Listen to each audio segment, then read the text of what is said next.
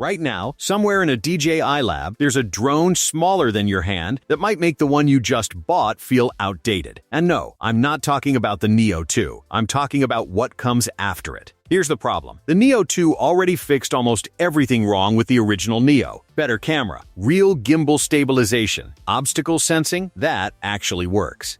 So when leaks started pointing to a Neo3, my first reaction wasn't excitement, it was suspicion. What's even left to upgrade? Stick around, because by the end of this video, I'm going to give you a straight answer on whether you should buy the Neo2 today, or hold out for a drone that might not exist for months. And trust me, the answer surprised me too. How we got here. Let's rewind for a second, because context matters here. The original DJI Neo launched as this tiny palm-launchable drone aimed at people who'd never flown anything before. It was light, 135 grams cheap by DJI standards, and genuinely fun. But it had real limitations. A single-axis mechanical gimbal that left footage looking a little wobbly, a 4K camera capped at 30 frames per second, and obstacle sensing that, frankly, wasn't built to keep you out of trouble. Then, Neo2 showed up and quietly fixed almost every complaint. DJI added a 2-axis gimbal, bumped the camera up to 4K at 60 frames per second and 100 frames per second in slow motion, with a compatible controller, and layered in omnidirectional obstacle sensing, along with forward-facing LiDAR, which is DJI's laser-based distance sensing system. It also got heavier, sitting between 151 and 160 grams depending on configuration, which is the trade-off you make for all that extra hardware. So here's the real question hanging over this whole video. If Neo2 already solved the original's biggest weaknesses, what is Neo3 actually supposed to fix? That's exactly what we're about to dig into, category by category. Grab a coffee, because we're going deep.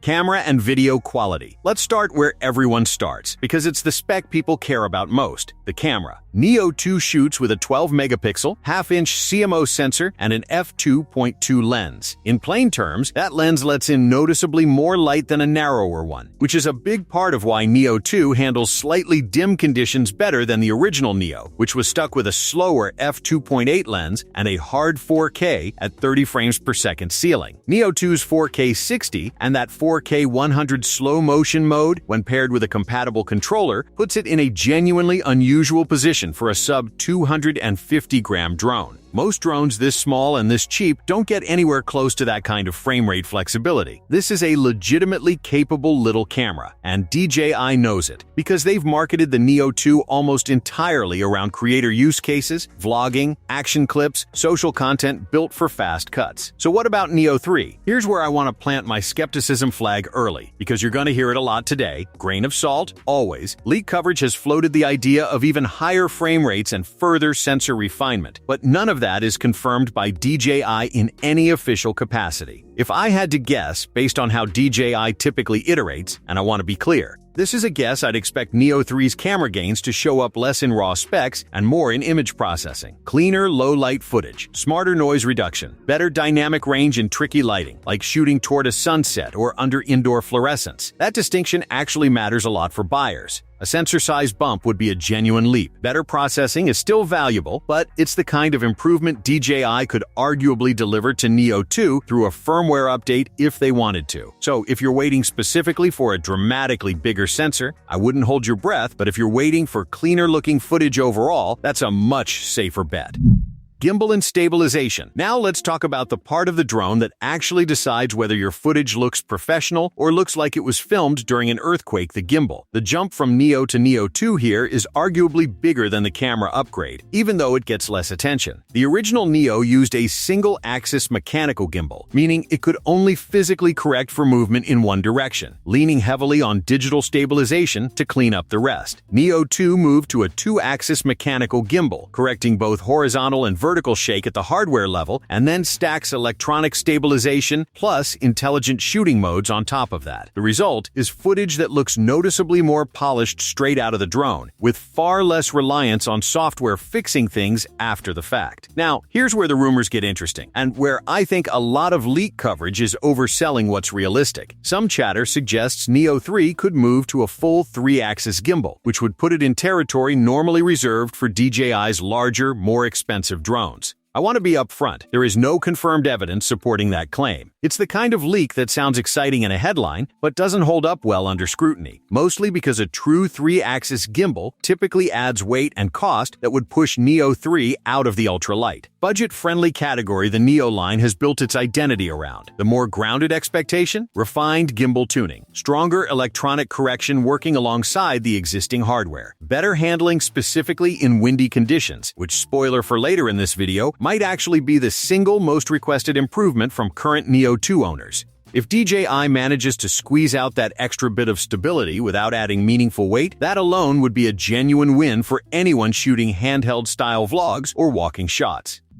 Design, weight, and build philosophy. Let's talk about something people underestimate: weight. It sounds like a boring spec until you're the one carrying the drone, launching it off your palm repeatedly, or trying to stay under a legal weight threshold in your region. The original Neo weighed 135 grams. Neo2 jumped up to 151 grams in its base configuration and 160 grams with the digital transceiver attached. That's not a small increase in relative terms. It's roughly a 12 to 18% weight gain. But here's the thing, that extra weight isn't wasted. It's buying you the 2-axis gimbal, the additional obstacle sensors, and a meaningfully stronger overall feature set. It's a trade-off, and depending on what you value, it's either an easy trade or a genuine downside. This is where the Neo3 rumors get, honestly, a little contradictory, and I think that's worth sitting with instead of glossing over. Some leaks suggest DJI wants to recover a bit of the original Neo's minimalist simplicity while keeping Neo2's smarter internal architecture. Multiple leak videos point toward a compact, prop-guarded design still clearly built for casual flying and palm launches, rather than shifting toward a more aggressive FPV-style shape. If that's accurate, Neo3 might not be a bigger, more feature-stuffed drone at all. It might be DJI trying to shrink the Neo2 formula back down without losing what made it good in the first place. That would honestly be the more impressive engineering achievement, cramming Neo2-level capability into a lighter shell, but it's also the harder promise to keep. Anyone who's followed consumer tech knows smaller and better is the hardest combination to actually deliver. Safety and obstacle avoidance. If you're buying a drone for a beginner, or you're planning to fly indoors or anywhere near people, this next section might be the most important one in the entire video. The original Neo's obstacle sensing was, to put it charitably, basic. It didn't offer the kind of layered protection that makes a drone genuinely forgiving for new pilots. Neo2 changed that dramatically by adding omnidirectional obstacle sensing combined with forward-facing LiDAR, that laser-based distance sensor I mentioned earlier, giving it real spatial awareness in multiple directions at once, not just straight ahead. That single upgrade is arguably what makes Neo2 recommendable to total beginners in a way the original Neo never quite was. Close proximity follow shots, indoor flying, hands-free automated modes, all of that becomes dramatically less risky when the drone actually knows what's around it. So naturally, this is one of the areas where Neo3 rumors are the most aggressive and, in my opinion, the most believable. Leak coverage suggests DJI could push obstacle detection reliability even further, improve sensing performance specifically in low-light environments where cameras and sensors both tend to struggle, and boost overall subject tracking confidence during automated flight, if those directional hints are even roughly accurate. DJI seems to be building toward a drone that's not just easier to fly hands-free, but genuinely safer during automatic follow mode, which is exactly the feature most likely to get a beginner into trouble if it's unreliable. Here's my honest read. Safety improvements are the single most plausible category of Neo3 upgrade, because they align with DJI's clear long-term strategy of making drones accessible to people who've never flown before. This isn't a flashy spec bump. It's probably going to be one of Neo3's core selling points, whether or not the marketing leads with it. Tracking and smart features. Now let's get into the features that make these tiny drones feel less like remote-controlled toys and more like autonomous little camera operators. Neo2 already comes loaded here. Active track support lets it follow a moving subject, and DJI improved tracking speed up to 12 meters per second, which is fast enough to reasonably follow someone cycling or even a moderate jog. On top of that, you get intelligent shooting modes: selfie shot, dolly zoom, master shots plus gesture control, and return to palm, letting letting you literally summon the drone back into your hand with a hand signal. It's genuinely one of the more impressive smart feature packages in this weight and price category. For Neo3, the rumors circle around refining that Follow Me experience even further smarter AI-driven tracking, better responsiveness when a subject changes direction suddenly, and presumably fewer of those awkward moments where a tracking drone hesitates or loses its subject behind an obstacle. Several leak videos describe what appears to be a prototype still squarely aimed at casual creators, solo vloggers, and people who want palm launch convenience, not racing enthusiasts or hardcore FPV pilots chasing raw speed. If DJI actually delivers meaningfully stronger subject tracking alongside better automation, Neo3 could end up being the most beginner-friendly and hands-off drone DJI has ever released in this category. And honestly, that tracks with everything else we've seen so far. Every rumor points in the same direction. DJI isn't necessarily trying to make Neo3 more powerful. They're trying to make it more autonomous and more forgiving. Battery life and wind resistance. Alright, this is the section I teased at the very start of this video, so let's not waste any more time getting into it. Neo2 offers 19 minutes of flight time compared to 18 minutes on the original Neo. On paper, that looks like a rounding error, 1 extra minute. But think about what that minute actually represents in practice. It's roughly 1 more full take, 1 more chance to nail a shot before you have to land, swap batteries, and restart your framing. In a drone this small, where every flight is already short by nature, that single minute has an outsized real-world impact on your shooting session. DJI also bumped wind resistance up to 10.7 meters per second on Neo2, which translates into a noticeably more confident, stable feel when you're flying outdoors on anything other than a perfectly calm day. And here's the number that actually changed my thinking on this whole comparison. Battery life is the single most consistently repeated improvement across nearly every piece of Neo3 leak coverage I found while researching this video. Not camera, not tracking. Battery, that consistency matters. When one specific improvement shows up across multiple independent leaks instead of just one source repeating a rumor, it's usually a signal that something real is happening behind the scenes. And it makes complete sense from a product standpoint. Battery endurance is one of the first, loudest complaints people raise about virtually every ultra-compact drone on the market. If DJI genuinely extends flight time in a meaningful way with Neo3, that could be the upgrade that actually moves the needle against competing ultra-portable camera drones, more than any camera or gimbal refinement would. Still, and you knew this was coming, grain of salt. Until DJI puts out an official spec sheet, treat every battery claim as speculative, no matter how many leak videos repeat it.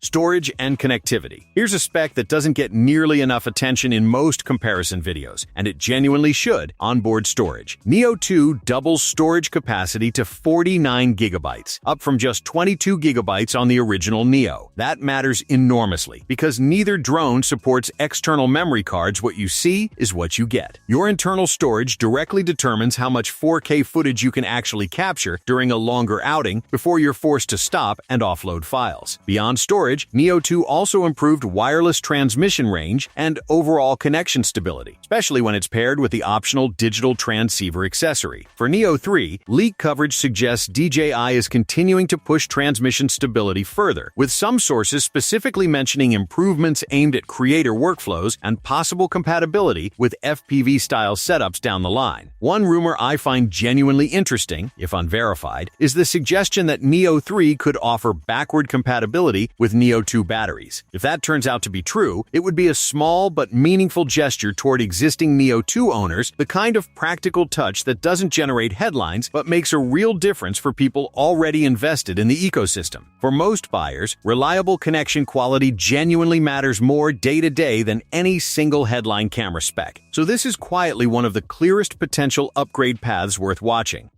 Price and release window speculation. Let's slow down here, because this part is genuinely more complicated than a typical spec leak. What might Neo3 actually cost? When could it realistically show up? And this matters a lot depending on where you live. Will it even get an official release in your country? DJI's pattern with the Neo line so far has been to position it as the accessible, budget-conscious entry point into their drone lineup, noticeably cheaper than the Mini or Air series, while still carrying real DJI-grade software and safety features. features. If Neo3 follows that same established pricing philosophy, expect it to land close to Neo2's launch price, maybe with a modest increase if the camera or safety hardware genuinely improves. A dramatic price jump would risk pushing Neo3 out of the exact market segment that's made this whole product line successful in the first place, and that would be a strange move for DJI to make. As for timing, there's no DJI confirmed release date, and I want to be extremely clear about that so nobody walks away from this video thinking otherwise. Leak videos have floated all sorts of specific windows, but none of that is official. Here's the bigger wrinkle though, and it's not a rumor. Neo2 itself never got a full official US retail launch. It rolled out in Asia and parts of Europe first, and US availability has stayed unofficial ever since. On top of that, the FCC added DJI to its covered list at the end of 2025, which blocks new equipment authorizations for foreign-made drones going forward. In plain terms, that means any brand new DJI model Neo3 included could face real hurdles getting an official authorized release in the US, completely separate from whether DJI has actually finished building it. DJI is legally challenging that decision, so this could still shift, but as of right now, that regulatory situation is arguably a bigger obstacle to should I wait for Neo3 than anything in the leaks. If you're outside the US, this mostly doesn't apply to you, but if you are in the US, it's worth factoring in before you decide to wait. Should you buy or wait? Okay, time to actually answer the question you clicked on this video for. If you need a drone right now, the Neo2 is the safer, more complete, and far better documented choice, full stop. It already has the camera improvements, the stronger tracking suite, the meaningfully better obstacle sensing, doubled storage, and a broader set of control options including gesture control and return to palm. For the overwhelming majority of creators, that combination is already more than enough to justify buying Neo2 today rather than sitting on the sidelines waiting for a drone that doesn't officially exist yet. One quick caveat though, if you're watching from the US, Neo2 never received a full official US retail launch, so buy it today may mean going through an import or authorized reseller rather than a simple checkout on a US site, so double-check current availability in your specific region first. Waiting for Neo3 only really makes sense if you're specifically chasing the next round of improvements in battery life, camera image processing, and smarter autonomous flight, and even then, you need to genuinely accept that none of this is confirmed, and the actual release window remains unknown. Based on everything we've covered today, the leaked story points toward DJI making the Neo line even more beginner-friendly, inching closer to what's essentially a true pocket-sized, self-flying creator drone. But because Neo3 remains unconfirmed in every meaningful way, the responsible way to think about it is as a future possibility, worth watching, not a finished product, worth delaying a purchase for. Final thoughts. So, where does that leave us? Neo2 already fixed almost everything wrong with the original Neo, and it did it convincingly. Neo3 looks like it's aiming to refine that formula rather than reinvent it. Better battery, smarter safety, cleaner footage, but every single one of those claims still needs an official DJI confirmation before you should treat it as fact. If this video actually helped you make a decision, whether that's buying Neo2 today or holding out for whatever comes next, do me a favor and hit subscribe, because the moment any official Neo3 announcement drops, I'll have a full breakdown up within hours, not days. Drop a comment and tell me which single upgrade would actually get you to wait: battery life, camera quality, or smarter safety features. I read every comment on these drone videos, and honestly, your answers usually shape what I dig into next. Thanks for sticking with me through this entire breakdown. I'll see you in the next one.